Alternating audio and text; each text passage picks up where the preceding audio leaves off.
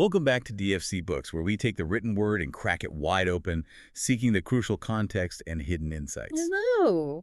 Today, we are undertaking a particularly intense deep dive, plunging into a narrative that is both uh, grim history and just profound literature. That's right. We're talking about José León Sánchez's 1970 work, La isla de los hombres solos, The Island of Lonely Men. It's an absolutely essential text. I mean, if you want to understand the limits of human endurance and sadly the limits of human cruelty, this is it. Especially within that specific place, the San Lucas penal system. Exactly. So our mission for this deep dive is to really follow the entire journey of the narrator, Jacinto. From beginning to end. We're tracing his path meticulously. We're going to focus on the key characters who shaped him, the crucial events that defined his decades of unjust incarceration. And the literary technique Sanchez used, which is just incredible. It really is. It brings this terrifying world to life. And that technique is so key because you're right, we aren't just reading a fictionalized account. We're listening to a narrative that's based on stark, lived reality. You really can't separate the author, José León Sánchez, from the authenticity of the suffering he describes. So tell us a bit about him. I mean, there's this astounding, almost unbelievable irony surrounding his early career, isn't there? The irony is startling, and it's what gives the book its undeniable gravitas. Sánchez wasn't just researching prison life. Yeah. He was himself a presidiario, a convict. He was accused in 1950 of this highly sensational and, some argue politically charged robbery of the Virgen de los Angeles. So he wrote this book from inside. From the very depths of the penal system he describes, he carried the scars of that system. And yet, while he's locked away in this terrible environment, he's simultaneously winning these huge literary awards. Exactly. His talent just refused to be suppressed by the prison walls. In 1963, while he was still incarcerated, he won the prestigious Juegos Florales Prize. For El Poeta, El Niño y el Río. That's the one. And the ceremony was held in the National Theater, and what they did was they placed an empty chair on the stage. Wow. To symbolize the writer who couldn't be there. Then, just 2 years later, he wins an international prize for Cuando Canta el Caracol. So he becomes this celebrated figure because of his writing, even as the system is actively trying to crush him.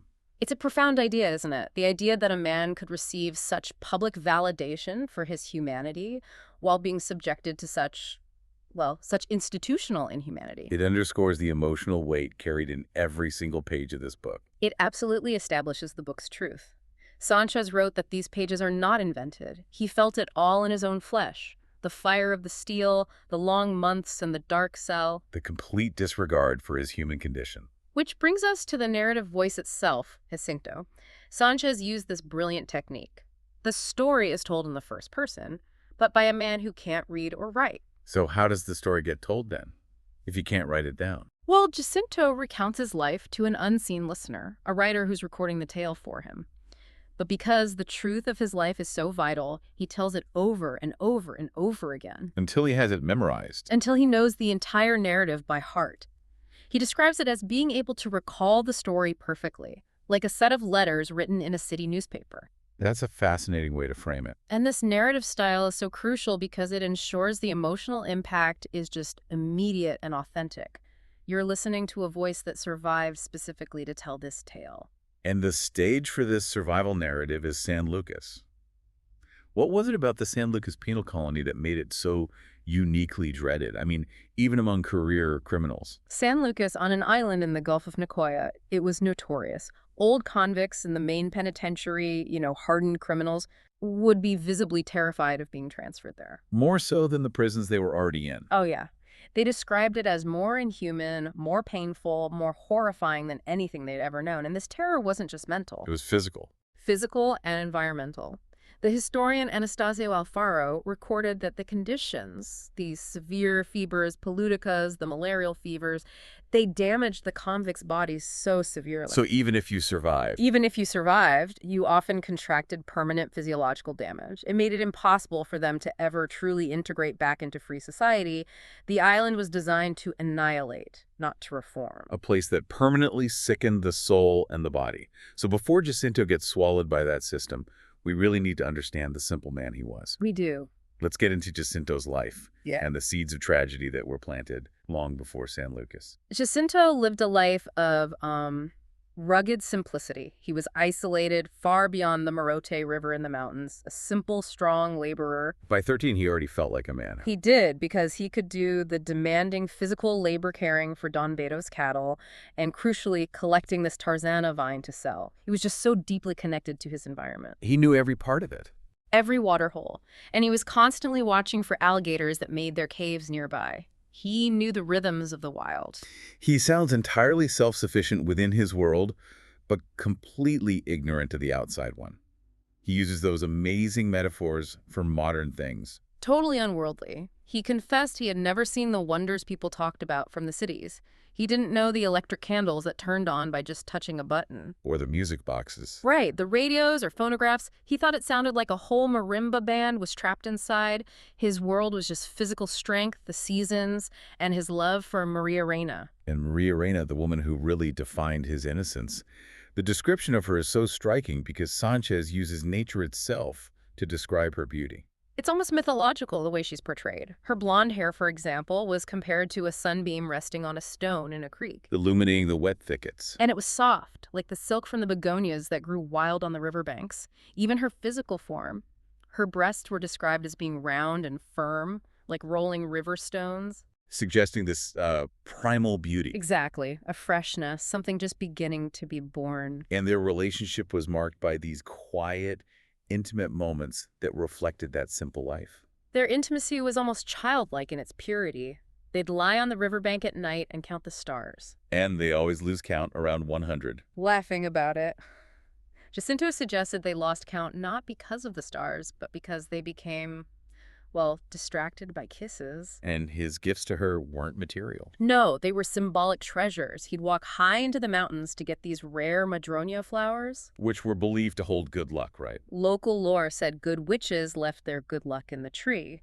So those flowers were his expression of devotion, his promise of a charmed life together. And it's precisely this innocent world that the antagonist, Don Miguel, just arrives to shatter. He's the ultimate external force. This is where that political reality of their isolation just clashes violently with Jacinto's natural strength. Don Miguel was the local authority, and his power was absolute. It came directly from the fact that he carried a permitted revolver. Rumored to be a gift from El Señor Presidente. Which meant he had state-backed force. It made him invincible to a man who only had a machete and his own physical strength. And his physical presence, his appearance, was designed to intimidate. Oh, he was formidable. Black, sunken eyes, always dressed in black gaiters, and he wore these silver spurs, another alleged gift from the president. Always with the firearm and the kusasha. Never without them. He was the embodiment of cruel, distant power, and he used this authority to openly pursue Maria Reina, scorning Jacinto as too young, muy pollo, to be a man for her. It makes you wonder why Jacinto, this exceptionally strong guy who could fell the biggest tree in the mountain, didn't fight back right away. Was it fear of the man or the power he represented? It was absolutely the power. Jacinto's rage was enormous, but it was suppressed. He fantasized about inviting Don Miguel to a duel in the deepest river pool. Where strength would decide it, not the revolver. Exactly. He wanted to prove he was the man who could provide for her without hunger or fear. But he knew challenging the authority meant challenging the state itself, and that fear kept his machete sheathed. And that fear was exploited and just weaponized in that public humiliation at Chinese Juan's commissary. That's the key event. It solidifies his fate. This scene is just devastating. Jacinto arrives to deliver cheeses, and he finds Don Miguel leaning casually against the counter, openly degrading Maria Reina. In front of everyone. In front of everyone. Don Miguel declared publicly that he would mount the pigeon Maria Reina on the rump of his horse and tumble her in the bushes. Horrible. And then, once finished, he'd return her when she was no longer of use. And then he spoke that chilling line. Para los perros se han hecho las obras. Scraps are made for dogs. I mean, that language is just calculated to inflict the maximum possible damage on Jacinto's honor. It was an assault on his manhood, his dignity, his relationship, everything. And overwhelmed by that violation, Jacinto finally reacted. He touches Don Miguel's back with his kutasha. Just the tip, warning him to stop. But Don Miguel acted instantly, struck him down violently, split his head on a rice mortar stone. And when Jacinto tries to get up, he strikes him again. And the ultimate humiliation comes when Don Miguel takes Jacinto's own machete, throws it into the street, and shouts, "You are not a tiger that frightens my herds, you queer." So he wasn't just beaten. He was publicly stripped of his identity as a strong man, branded a coward, rendered impotent. And that wound, it never heals. It's the origin of his hatred. He realized he was powerless, not even a tiger cub, against a man who had 100 evils lodged inside his heart. This set the course for everything that followed. Let's move into that descent into injustice, because we learned that Don Miguel's cruelty wasn't a one-time thing, it was a pattern. Yes, and Maria Reina had been suffering in silence. She later confides in Jacinto that Don Miguel had repeatedly tried to take her by force while she was washing clothes. And when she fought back. Once, after she spat in his face for trying to kiss her, he lashed her back with the flat of his kutasha. Even worse, he beat the soles of her bare feet until she limped for weeks. A deliberate act to control her. To reduce her mobility? To force submission? And the abduction, that was the final blow to her public honor, wasn't it? Don Miguel just ties her hands and forces her to leave. This sends her father, Flor Gumersindo, into a complete panic. So he goes to Don Miguel. He visits him, begging him to marry her to save the family honor in the community. And you can see how this societal pressure, this obsession with female reputation, is so deeply embedded in the story. And Don Miguel, of course, refuses. Scornfully, he tells the father to send Jacinto, the pig keeper, to retrieve her at Alta del Zoncho, basically saying she's already used goods. The reunion between Jacinto and Maria Reina after this is just heartbreaking because of her silence, her indifference. She was completely broken. This was not the same woman who laughed, counting stars. She didn't look at the stars. She wouldn't meet his eyes. She just walked. Just walked ahead of him. And when she'd stumble, she didn't cry out, just made this faint, small moan that Jacinto couldn't even distinguish from the wind. He realized his affection couldn't fix it. He knew that the inner pain from that violation was something his love, no matter how pure, just couldn't erase. So they try to escape it.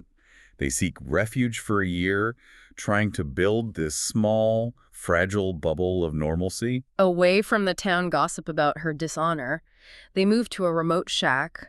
Maria Reina plants flowers. A blue vine climbs the walls. They dream of a son. They even have a crib ready, decorated with muslin, but even their peace was contaminated.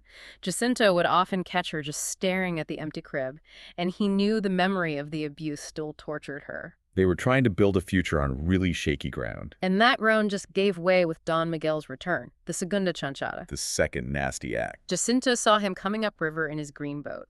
When Jacinto got back home, the devastation was just complete. Maria Reina's pink panties were shredded, her body covered in severe bruises, cardinals. He would raped her again. Yes. Jacinto's reaction was immediate and desperate.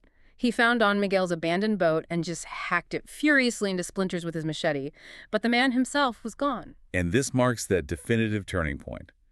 Jacinto's rage goes from fantasy to this calculated, cold-blooded intent. He was consumed by the necessity to kill. He compares it to the need to kill a snake that threatens your home. He knew his target couldn't swim. So he starts planning. Right. He considers drowning him or striking him when he's drunk. His final plan was strategic. He'd use Don Miguel's known vice-contraband liquor smuggling against him. Ow. He had his friend Zacharias report the smuggling, forcing the authorities to pursue Don Miguel, which would bring the fattened tiger directly to Jacinto, waiting at a specific river bend. Yet the book deliberately skips that confrontation. It moves straight to the tragic, devastating result that just seals Jacinto's doom. Yes, the confrontation is implied, but the result is just stark. Maria Reina and their 2-year-old daughter are gone, drowned or murdered in the roaring river. And the narrative strongly suggests it was Don Miguel. It's his final, horrific act of vengeance. And then Don Miguel appears weeping dramatically and unleashes the ultimate lie. He claims Jacinto was jealous, killed them both. And crucially, that the child was his Don Miguel's daughter. And Jacinto, who is just overwhelmed by shock and grief, he doesn't defend himself during the interrogation. He was in a state of utter psychological collapse. He could barely recall the events. When the police interrogated him in front of the whole town, his own brother included. He just says yes. He just answered affirmatively to every single question. He tried to justify it later, saying he thought he could explain everything once his head cleared and he calmed down. But that affirmative statement, that moment of shock-induced silence, was fatal. And the cruel irony of his conviction is just layered with the town's betrayal. It is agonizing. Don Miguel's framed narrative was so effective that Jacinto's own family, his whole town, they signed a plea demanding he never be released from jail. He's completely alone. Completely. When the mayor showed him his own signed affirmative statement, he was doomed. He had no property, no land, which meant no lawyer would take his case for fame or money. And that's when he's stripped of his identity. Instantly, his voice, his future, everything. He enters the system as El Monstruo. The descent into that system begins with the brutal journey to the island. Tell us about his initial incarceration at the Punta Arenas jail. The trip was relentless. He was hauled on a cart, chained hands and feet, dragged through thick mud, and the Punta Arenas holding cell. It was hellish. Tiny space. Shared by a dozen men for 3 days, no food, no water. The cell floor was submerged in saloso liquido, this vile mix of excrement and salty water, since they had to relieve themselves right where they stood. The stench, the lack of sanitation, and the chains. Constant agony. The chains themselves were instruments of torture. They were massive, sometimes secured with a padlock the size of a dinner plate. Their restricted movement caused unbelievable pain. And they couldn't be removed, not even for a moment. No. Jacinto said those 3 days felt like an immense eternity trapped in a living sewer. So then upon arrival at San Lucas, the system immediately implements this specialized cruelty, the dark cell test. They arrive under the eerie light of whale oil lamps. Jacinto is part of a group of 7 men accused of the blackest crimes, and he's immediately labeled El Monstruo. And for 15 days, they endure the prueba, the test. Locked in a tiny, round stone cell situated right near the sea. What were the conditions like in there? It was an endurance test designed to break your will. By day, the stone cell was an oven. They sweated so profusely that moving left behind puddles. And at night. Freezing. They had to drink the brackish sea seepage that filtered through the wall when the tide crashed against the high sea wall. Their toilet was a half barrel in the corner that stank of demons. And this is where he had to implement that desperate survival mechanism just to manage his starvation. Starvation was constant. To make his rations last, he developed this obsessive counting habit. 200 beans. Exactly 200 hard beans and 1 one-ounce tortilla, often rat-nibbled. He noted that in the penal system, concerns about sanitation or health they disappear. The only concern is calories. He even says they eventually learned to eat rats. And found the meat very tasty. And this deprivation immediately claims a life, a boy named Generoso, which leads to one of the most horrific moments in the entire book. Generoso was only 14. He was already weakened. The chain journey and the dark cell's conditions were just too much. He died on the 3rd day, vomiting. And when his brother alerts the soldier, The response was utterly devoid of humanity. When he rots, throw him in the chamber pot. that indifference is just shocking. But what happens next shows how quickly the inmates themselves lose their humanity. They have this immediate crisis. Should they hide Generoso's body for 4 days or more to collect his meager food ration? They actually debate it. They debate the moral implication of hiding a corpse versus the need for 200 beans. The horror is that they argued the body couldn't possibly smell worse than the cell already did. And this is when Jacinto has that realization. That man quickly forgets he has a human heart. But the true horror is revealed later, when the gravediggers take Generoso's body. Yes. Generoso was noted for having this beautiful womanly face. His brother, Juan Antonio, later learned the terrifying truth from a confidant. What happened? The gravediggers, instead of burying him, stopped at an abandoned ranch. They bathed the corpse, dressed it in a discarded old woman's gown, Oh no. and sexually assaulted the dead body one after the other. It's the ultimate degradation. An act that confirms that in San Lucas, the deepest moral and physical depravity was not only possible, but became a reality. That detail just drives home the idea that this system was one of absolute annihilation. Let's look now at the daily mechanics of that torture, starting with the chains. The chains were a constant psychological and physical burden. Jacinto's own chain was about 3 meters long, 70 links, with each link weighing 5 ounces. You can just imagine the massive weight he had to haul every single day. Especially once he was disabled. And the rule about the chain, the fact that it couldn't be dragged, that seems designed purely to increase the psychological damage. It was this perverse point of honor, enforced by the guards and eventually adopted by the inmates. The chain was never allowed to drag on the ground. They had to carry it. Sling it over their shoulder or carry it carefully. Even more bizarrely, it became a point of honor to polish the links daily. They'd use drops of their scarce water ration to clean and polish the chain until it shone. But why? Why would they do that? Because if the chain was dirty or rusty from dragging, it would hasten the painful ulcerations on their skin caused by the rubbing steel. They were forced to care for the instrument of their own captivity. That is the definition of internalized oppression. And the labor itself was meaningless, Yeah. right? It was just designed to break them. The labor served no productive purpose. It was just moving rocks aimlessly.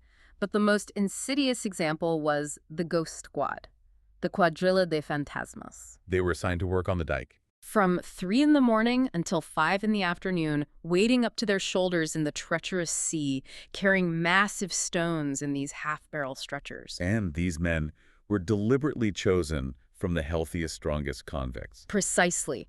They were the strongest available, yet within a month, the system would just chew them up and spit them out. They turned pale, their skin peeled off like dandruff. They'd lose their appetite. They'd collapse, vomiting, often spitting up pieces of lung. They were permanently disabled and useless within months. Which is why the squad had to be renewed every 6 months. Exactly. But why this philosophy of annihilation? Surely the colony needed some healthy men to maintain the island. That's the crucial psychological insight. The labor wasn't about maintenance. It was about signaling absolute hopelessness. If the strongest man on the island could be reduced to a dying husk in 30 days, what hope did a weaker man have? So it was a visible terror. A constant, visible terror to enforce total submission. And the only survivor of this relentless cycle was always the foreman, the Cabo de Vara, who was always the cruelest individual. That brings us to the internal hierarchy. The system relied on arch criminals to enforce its cruelty. The Cabo de Vara, the inmate foreman, they were generally serving life sentences for the most heinous crimes. The commandants granted them absolute power. They were exempt from chains. And they were armed with bullwhips, vergas de toro. They were protected from any outside interference and acted as the internal enforcers, guaranteeing maximum protection for themselves through maximum cruelty to others. And that cruelty was used to maintain discipline, even over the smallest things. Absolutely. Jacinto recalls an instance of a Rio receiving a vicious beating and a month in the dark cell just for glancing at the commandant's wife's legs. The Cabos de Vara were untouchable. They made sure that inmates policed each other with devastating brutality. Now let's turn to the section on vice. The absolute prohibition on female visitation. It created this devastating atmosphere of sexual depravity. It created an inverted, poisonous world. Sodomy was rampant, and it was tolerated as long as it wasn't done openly in front of the soldiers. And the powerful inmates preyed on the young ones. The Cabos de Vara and older criminals preyed on the youngest, most vulnerable boys, often aged 14 to 18. They'd use intimidation, waking them up with a knife blade pressed against their throats before assaulting them. And these boys were then forced into the role of mujeres. Or women within the prison dynamic. It was a brutal economy based on power and exploitation. And there was even an inmate who acted as a prostitute. Yeah, a specific señora who played the role. She'd apply makeup, which she made herself by grinding rice powder between stones, and wear perfume before lights out. She'd strike poses, waiting for clients. But Jacinto didn't participate in this. No, the narrative suggests he maintained his sanity, or at least his emotional purity, by focusing relentlessly on the memory of Maria Reina. The scent of her perfume, her warmth. That mental escape, that constant recall of his lost pure love, was his only protection against the depravity that surrounded him. And fueling all this exploitation was the drug trade, primarily marijuana. The drug trade was vital to the internal economy. Marijuana was smuggled in, often rectally, by the guards using special iron pipes. Which just shows the utter corruption of the staff. Completely. Inmates like Mamitawana and Paquin controlled the distribution. And addiction became the severe means of exploitation. A single cigarette could cost up to $1 an exorbitant price. So the addicts would do anything. Desperate young addicts would sell their bodies, steal from their comrades, or even commit murder just to feed their need. For the addict, nothing, honor, decency, or even life was sacred compared to getting that drug. So the system was designed to strip men of everything. Yet within this immense suffering, true human brotherhood occasionally emerged. This brings us to Jacinto's snakebite and his survival. This incident really demonstrates the primitive, desperate state of medical care.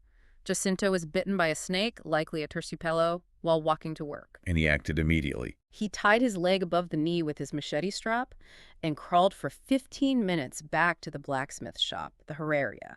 His legs swelled to twice its size and turned black within hours. And since doctors refused to stay in the penal colony for long, the decision to amputate fell to his peers. Yes, it was this agonizing, peer-driven medical decision led by Cristino and the blacksmith, the Herrero. They concluded that amputation was the only way to save his life from the spreading venom. And the procedure was just horrific. His leg was cleanly cut off with a hatchet, a hachazo. The wound was instantly cauterized with a red-hot branding iron, a cotine to stop the bleeding, and then stitched crudely with common thread. And miraculously, he survived that. It was called a miracle. But even survival didn't grant him any mercy from the system. Despite now having a missing leg, the guards refused to remove his chain. They said he had to wear it until the end of your sentence. He spent 5 days outside, delirious, his wound treated with carboline. And Cristino, his brother in suffering, had to resort to violence to protect him during that delirium. That moment just beautifully captures the terrible complexity of survival. During his delirium, Jacinto was screaming, "Traitors! Dogs!" The guards were standing ready with rifles, Waiting for any excuse to kill him. So to keep him quiet and prevent the guards from killing him, Cristino repeatedly beat Jacinto with a stick. He had to inflict pain to save his friend's life. Cristino really emerges as the essential moral counterpoint to the prison's nihilism, a symbol of enduring, almost irrational hope. Cristino was a man serving a life sentence for accidentally killing a friend in a drunken fight. He maintained this profound, almost defiant faith in freedom and the goodness of life outside the walls. And his symbol of this hope was that bag of seeds. A bag full of seeds, mango, avocado, cashew, wildflower seeds. Why the seeds? What was the plan? He planned to plant a huge garden once he was free. Even though his sentence was eternal and the seeds were likely far too old to sprout, he maintained them religiously. That small bag was his way of clinging to an unbroken spirit. Believing in renewal and growth, even when surrounded by death. But sadly, Cristino's hope was finally extinguished by death on the island. He eventually died in the infirmary, and Jacinto was heartbroken. He viewed Cristino as his only true friend and brother in decades of imprisonment. And he insisted on burying him himself. Begging permission from the authorities, he would not allow the gravediggers, the same men who desecrated Generoso, to touch Cristino's body. Jacinto personally dragged his friend away for a private, dignified burial. So after Cristino's quiet resignation, the narrative shifts to active resistance with the introduction of Carey, the prophet. Carey was an older, wise black man, an intellectual giant trapped in a racist system. His conviction was a pure tragedy of racial injustice. He was sentenced for killing a white man in self-defense. And his bitter summation was, the judge was white, the newspaper was white, the radio was white, and the whole world was white, my being a black man. He was illiterate in Spanish, but read the Bible in English. Religiously. He used that book to meditate on the cruelty and systemic bias of the white world. He viewed the world through this deeply personal, symbolic lens of the black experience. He did. He was a former bridge construction worker, and he famously described the railroad tracks he once worked on as black like my color, long like the misery of the blacks. He connected the history of the railroad to the bodies and humiliation of the thousands of black workers brought from Jamaica to build it. He saw it as a massive project paid for in black lives. Entirely. So it was Carey, this man of profound external wisdom and internal rage, who proposed the impossible escape. Yes. Carey, despite suffering from severe rheumatism and having already lost one hand, maintained this deep knowledge of the sea. He urged Jacinto, now walking with a wooden leg, to join him. And when Jacinto was skeptical because of his disability, Carey pushed back with this potent metaphor. He asked Jacinto why he couldn't imitate the boucan, the diving seabird that sometimes chooses to die on Aves Island, rather than endure a long life of quiet misery. a challenge. Choose freedom or the dignity of death over quiet despair. What did the escape attempt involve? They spent 30 days secretly constructing a raft from Esbabella logs and old wire, hiding their work during brief moments in the brush. And Carey meticulously calculated the tides. He knew they needed the sea to carry them out and then, hopefully, back toward the mainland of Nicoya. But the immediate peril was oceanic. The moment they pushed off, the sharks arrived, circling the fragile raft. They were forced to strike these massive, bold sharks with their heavy chains to keep them from capsizing the craft. They were caught quickly. And the punishment for Jacinto was extreme. 6 months in the dark cell. After that, he was given a double chain so heavy he needed a companion just to move. He spent 3 grueling months learning to tame that chain so he could walk again. But even though the escape failed, it wasn't a total loss, was it? It became a manual for future resistance. It immediately created a legend of resistance. Jacinto shared the tricks they learned, like coating themselves in putrid shark meat to repel other sharks, or hitting a cramp hard with a fist to regain control in the fierce currents. Even in their failure, they contributed knowledge to the collective effort. This brings us into this fascinating section: revolutions, reform, and renewal. It signals the beginning of the end for San Lucas's reign of terror. And the first bizarre sign was the Republic of San Lucas. This was a moment of tragic comic absurdity. Colonel Venancio, a man Jacinto later described as having the lowest human quality, declared the island a free, sovereign, independent republic. And the immediate reaction of the Rios was profound happiness because it meant one thing: Freedom from the chains. Venancio's first act was to abolish the chains, a moment of intense physical liberation. And Jacinto was appointed Minister of Foreign Affairs. Because despite his illiteracy, he was recognized for his intelligence and moral compass. The dream of freedom, however short-lived, it burned intensely. But the self-proclaimed republic was met with mockery and force by the actual Costa Rican government. Predictably, Venancio's diplomatic minister traveled to Costa Rica and was met with scorn. The government's response was massive. They sent a U.S. frigate. With 300 soldiers and 15 cannons, they bombarded the pier, arrested Venancio, stripped him of his medals, and chained him up. The Rios' dream was violently crushed. And the guards immediately restored the chains. The familiar sound of dragging steel returning to the island. However, a real turning point followed this political farce, and it was spurred by a natural disaster. A devastating epidemic, black water fever, or cholera, swept through the island. The penal population was halved, dropping from 300 to 150. The stench was overwhelming. Gravediggers were falling dead while digging graves. Desperation peaked. And aid finally arrived, marking the beginning of the external world forcing reform. Father Soldati. He arrived with 3 boats full of supplies. This was a miracle moment. After months of dry throats, each man received an entire bottle of fresh water just for himself. Not to be shared. Plus bananas and potatoes. The first sign of real administrative change. And this aid preceded the major political shift in the country, the 1948 revolution, which dramatically changed the penal philosophy. That political upheaval was critical. The revolution brought a new government committed to human rights reforms. Under the new regime, the quality of food improved drastically. Potatoes daily, meat weekly. He stopped starving. But more importantly, the new leadership witnessed the symbols of the old cruelty. One of the first things they saw was the infamous Siriaco, who had been locked in a cage and treated like a wild animal for 12 years. He became the physical embodiment of the cruelty. The cruelty that the new government vowed to abolish. And the ultimate reform, the payoff for decades of suffering, was the permanent abolition of the chains. This was initiated by Don Victor Manuel Obando, the Director General of Prisons. Sanchez portrays him as an apostle of change. Don Victor operated on the principle that humiliating treatments went against human dignity. He worked to eliminate them. And the day the chains were abolished was an immense, genuine miracle. For men like Jacinto, who had carried that weight for decades, it was a moment of physical and psychological rebirth. Shedding that steel was the realization that San Lucas was ceasing to be hell. Don Victor also recognized that the sexual depravity was a direct result of repression. This led to the highly controversial introduction of conjugal visits. He correctly identified the absolute absence of women as the root cause of the sodomy and violence, and he permitted weekly female visits. It faced public protest, I imagine. It did, but inside the walls, it was viewed as essential prison therapy. The first Saturday of visits was highly anticipated. But the reality didn't quite match the men's fantasies. Not at all. Because other women were too terrified of the criminal faces, the first woman to arrive was Juanita. And Jacinto described her honestly. Ugly, plump, with only 3 teeth and sagging breasts. Yet to the 100 men starved of female companionship and affection, she was a queen.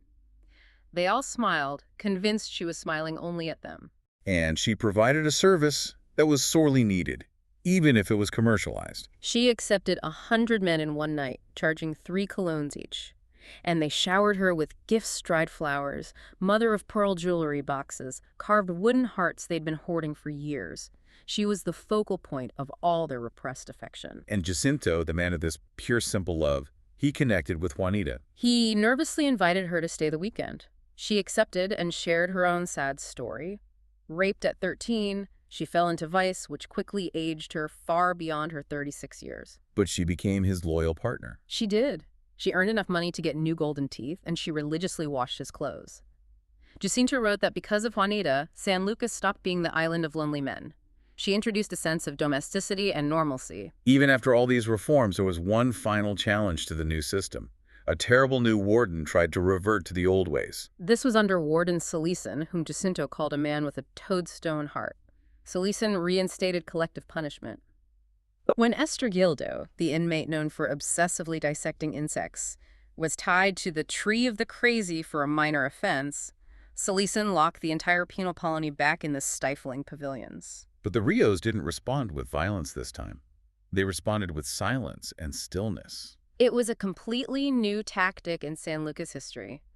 A quiet, passive protest, a strike. They refused to work or eat, maintaining absolute disciplined silence. Even while surrounded by machine guns. This nonviolent resistance was so powerful because Costa Rican society was finally watching the penal colony.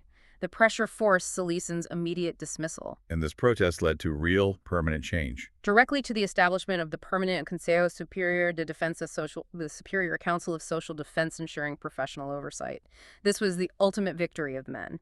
They had learned to fight the system not with machetes, but with organized political action. So after decades of torture and these two major triumphs abolishing chains and passive resistance, Jacinto finally received conditional liberty. After carrying a life sentence for so long, the new director granted him the miracle. Conditional freedom. He and Juanita celebrated. And just like Cristino years before. She was already preparing a bag of seeds to plant a garden in Alajuela, where he was assigned to live. It was the physical manifestation of hope finally being realized. But the inflexibility of the law intervened. One last crushing blow. The order was swiftly canceled. The law required 15 more years for him to be eligible. The crushing disappointment was immense. He said the pain was worse than his amputation. The psychological devastation of having freedom snatched away, yes. The bureaucracy was still cruel, even when the hearts of the men running it were reformed. But he did leave San Lucas eventually, through the intervention of the director. The Mr. Goodfellow director intervened and arranged for his transfer to the minimum security San Carlos penal colony. As he was leaving, he said goodbye to the island, viewing the scenery, the beautiful mountains, the peaceful fields, with eyes that were seeing freedom for the first time. And the final scene of the narrative, the resolution of his immense psychological suffering, occurs alone near a river in the new colony. It is the ultimate moment of reconciliation. Jacinto is alone, resting, when he hears this sweet, unmistakable voice he hasn't heard for 30 years. Maria Reina's voice. She tells him not to be afraid, that it is just the wind in the trees. And this moment, whether it's an auditory hallucination or spiritual presence, it suggests that his soul, finally free from the torment and the guilt, has achieved peace and forgiveness. He is reconciled with his past. He's finally allowed to be a man again. What a powerful journey, just detailing both the worst systemic cruelty imaginable and the most profound human resilience. To wrap up, what should you, the listener, really distill from Jacinto's decades-long ordeal in San Lucas? I think the core takeaway is that the book is a testament to the essential goodness and enduring hope in humanity, which can survive against the worst forms of systemic indifference. It's not just about the suffering. No.